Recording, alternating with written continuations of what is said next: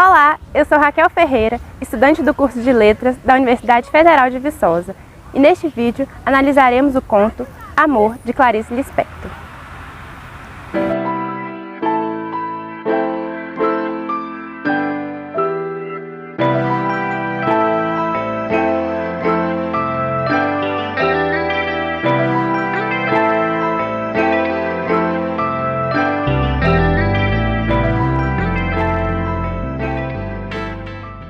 Clarice Lispector nasceu em 1920.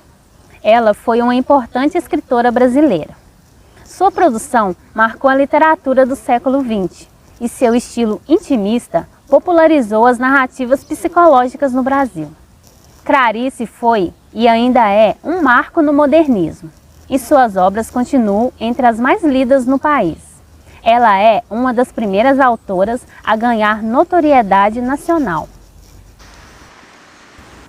Primeiro, vamos falar um pouco sobre as principais características das obras de Clarice. Uma das características mais fortes de sua obra é a literatura intimista. Nela, ocorre um aprofundamento no inconsciente dos personagens, explorando suas angústias e emoções. Sendo assim, o foco narrativo no mundo externo fica em segundo plano. A partir desse foco na mente dos personagens, existe um grande desenvolvimento psicológico na trama. Outra marca registrada é o fluxo de ideias. Em suas narrativas, raramente existe um início, um meio e um fim. Não se trata de uma linearidade cronológica ou racional, e sim um fluxo de pensamentos, enredo não linear. Podemos dizer que suas obras possuem um caráter existencialista, ou seja, os personagens questionam sobre sua própria existência.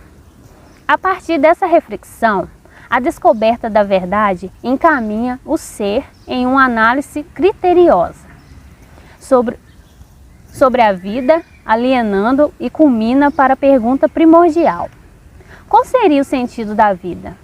Qual o sentido do ser? Acarretando a famosa epifania. Epifania é uma marca registrada de suas obras. A epifania é uma espécie de revelação com a qual o personagem passa a compreender algo novo sobre si ou sobre a realidade em que vive. Para James Joyce, a epifania é uma manifestação súbita, quer na vulgaridade do discurso ou do gesto, ou em uma fase memorável da própria mente.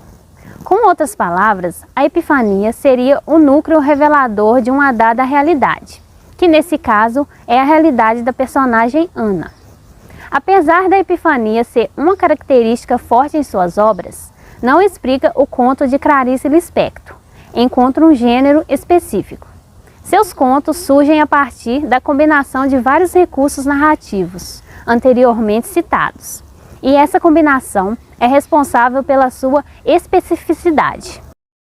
Normalmente, nos contos da Clarice não temos personagens extremamente grandiosos e com uma trama complexa.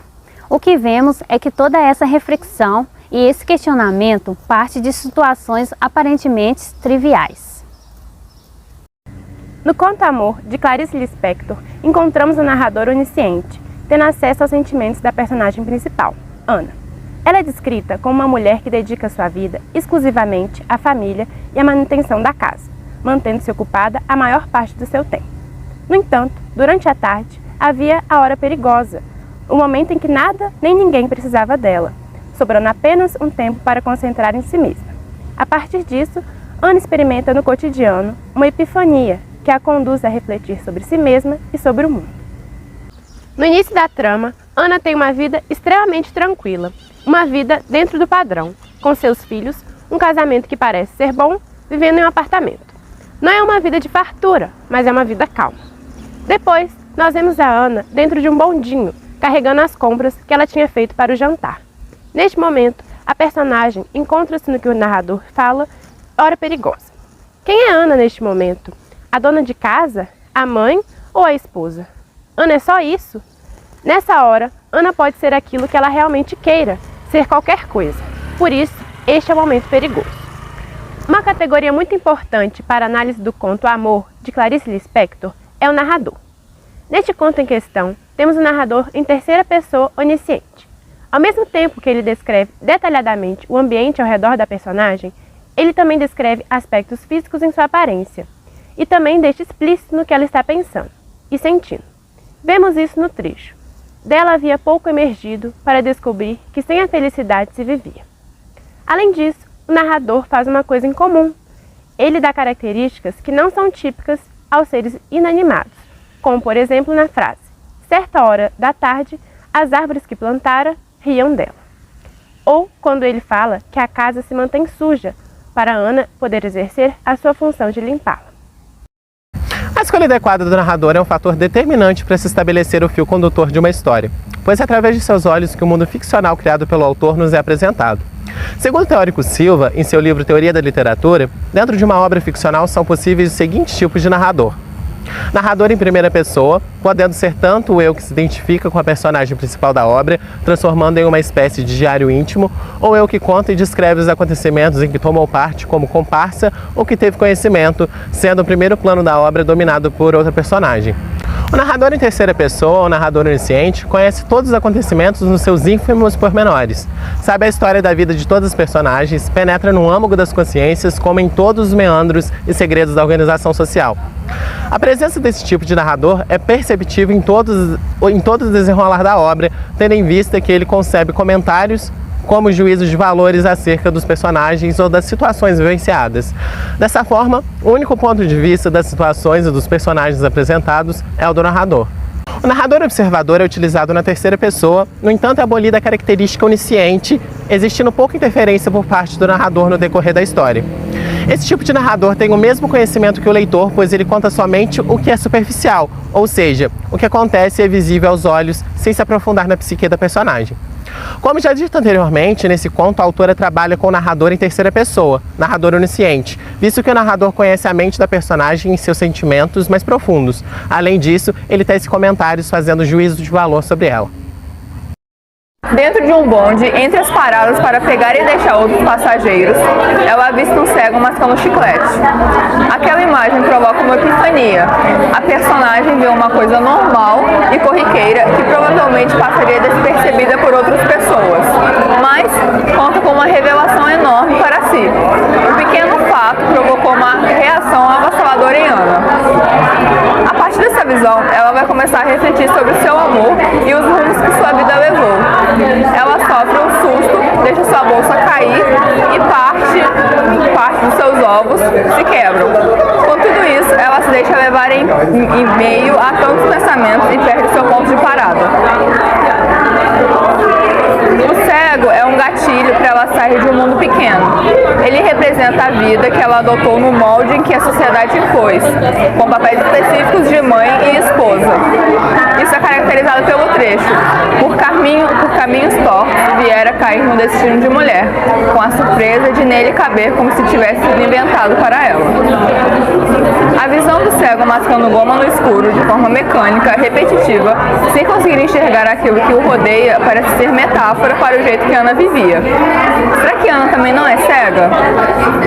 Como se estivesse no escuro, ela repetia sem pensar seus afazeres domésticos, cumprindo seu papel de mãe e esposa, tudo no modo automático, sem colocar os desejos e as vontades da mulher Ana em primeiro lugar.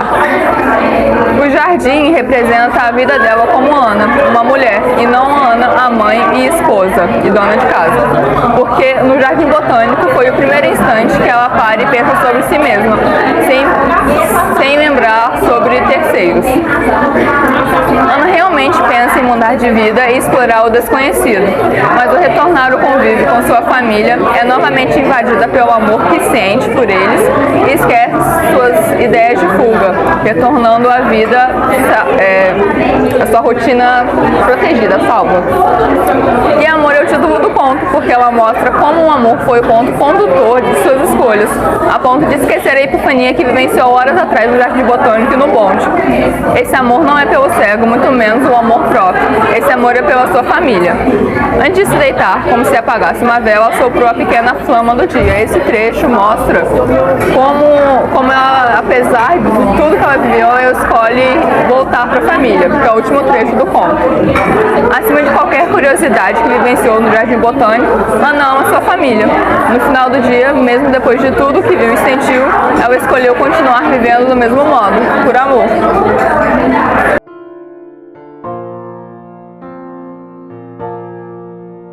As árvores estavam carregadas. O mundo era tão rico que apodrecia. Quando Ana pensou que havia crianças e homens grandes com fome, a náusea subiu-lhe a garganta, como se ela estivesse grávida e abandonada. A moral do jardim era outra. Agora que o cego a guiara até ele, estremecia nos primeiros passos de um mundo faiscante, sombrio, onde vitórias régias boiavam monstruosas. As pequenas flores espalhadas na relva não lhe pareciam amarelas ou rosadas, mas cor de mau ouro e escarlates. A decomposição era profunda, perfumada. Mas todas as pesadas coisas ela via com a cabeça rodeada por um enxame de insetos, enviados pela vida mais fina do mundo. A brisa se insinuava entre as flores.